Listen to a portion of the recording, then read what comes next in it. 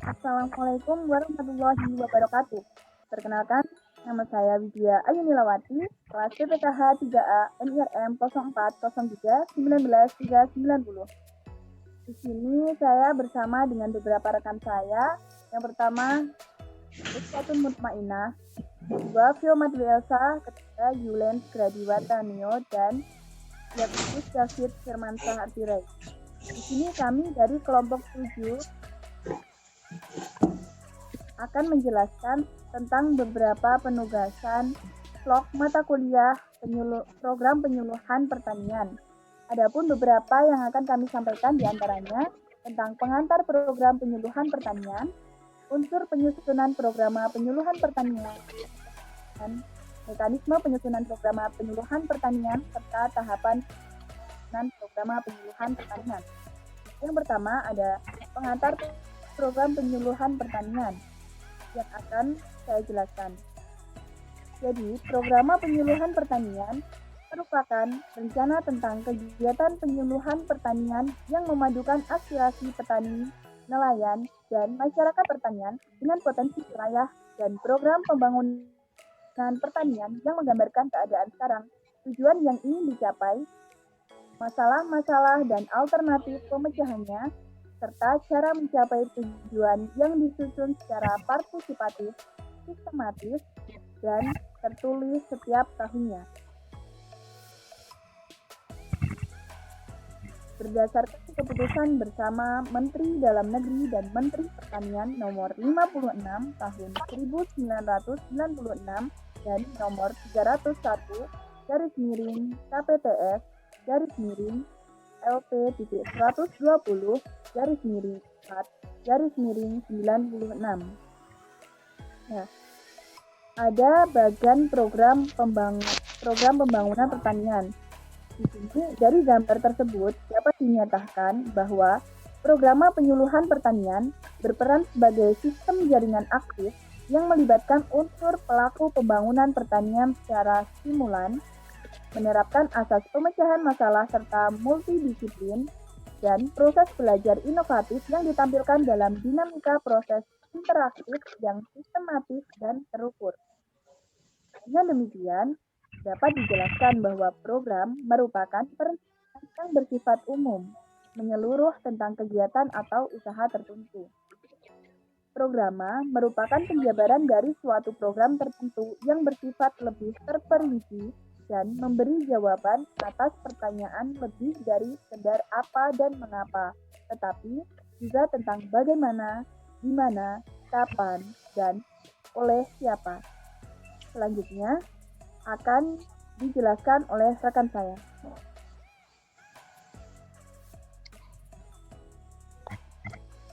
B. Penyusunan program yang dilihat pada gambar di atas dapat dijelaskan bahwa 1. Keadaan.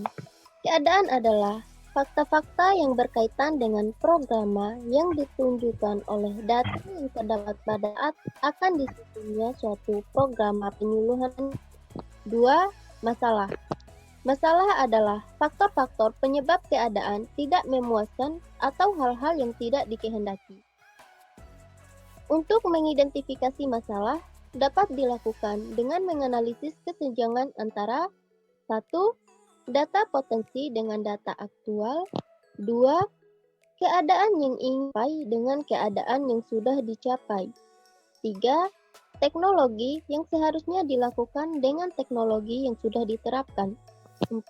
Peraturan yang seharusnya dilaksanakan dengan kenyataan yang dijumpai. 3. Tujuan. Tujuan adalah pernyataan tentang perubahan yang hendak dicapai dalam jangka waktu tertentu dalam penyusunan program penyuluhan pertanian. Ada 2 macam tujuan, yaitu tujuan umum dan tujuan khusus. 1. Tujuan umum. Tujuan umum adalah pernyataan tujuan secara umum apa yang ingin dicapai dalam jangka panjang. Contohnya, meningkatkan kesejahteraan petani. 2. Tujuan khusus. Tujuan khusus yaitu pernyataan tentang perubahan yang hendak dicapai dalam jangka waktu 1 tahun. Contohnya, produksi padi dari 50 kuintal per hektar menjadi 55 kuintal per hektar. 4. Cara mencapai tujuan. Cara mencapai tujuan merupakan 1. Penyusunan rencana kegiatan yang menggambarkan bagaimana tujuan dapat dicapai. 2. Uraian tentang rencana kegiatan penyuluhan pertanian yang dikembangkan berdasarkan masalahnya. Adapun permasalahan yang perlu diperhatikan mencakup 1. Tingkat kemampuan petani ada di tingkat petani. 3. Situasi fisik dan non-fisik, sosial, ekonomi, dan budaya. 4. Tingkat kemampuan penyuluhan.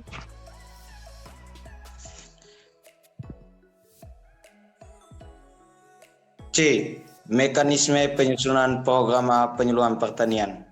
Dalam pelaksanaan untuk penyusunan sebuah program penyuluhan dapat tersusun dengan baik dan seharusnya, maka perlu adanya mekanisme dalam penyusunannya. Untuk itu marilah kita perhatikan langkah-langkah berikut. 1.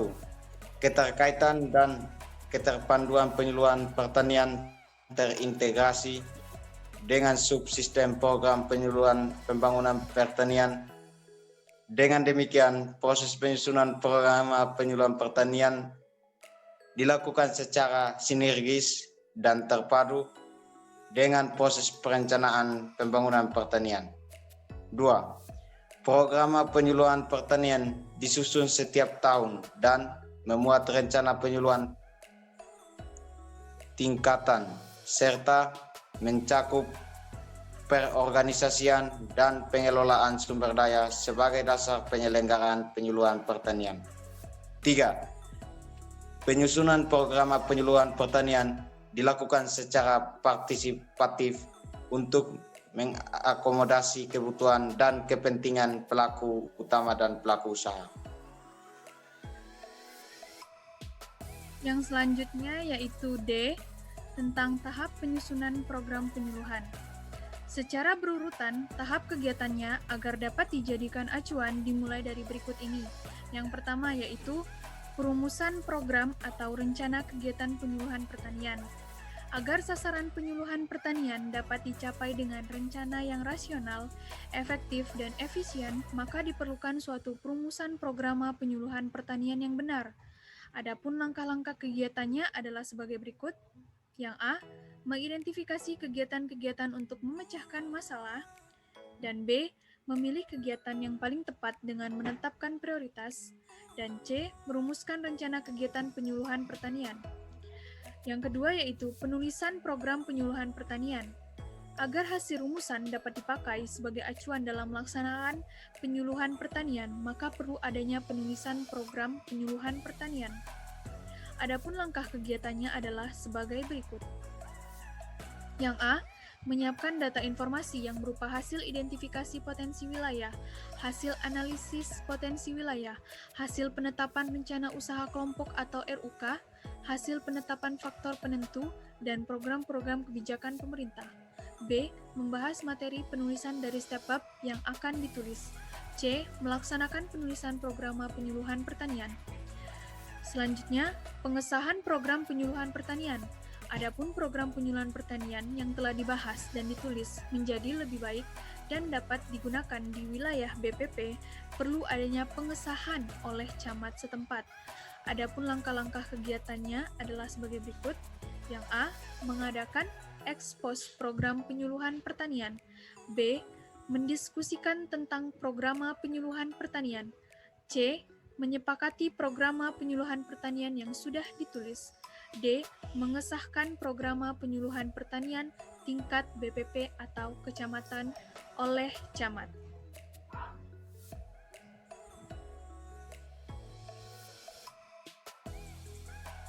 Demikianlah yang dapat kami sampaikan mengenai pengantar program penyuluhan pertanian, unsur penyusunan program penyuluhan pertanian, mekanisme penyuluhan program penyuluhan pertanian, serta tahapan penyusunan program penyuluhan pertanian.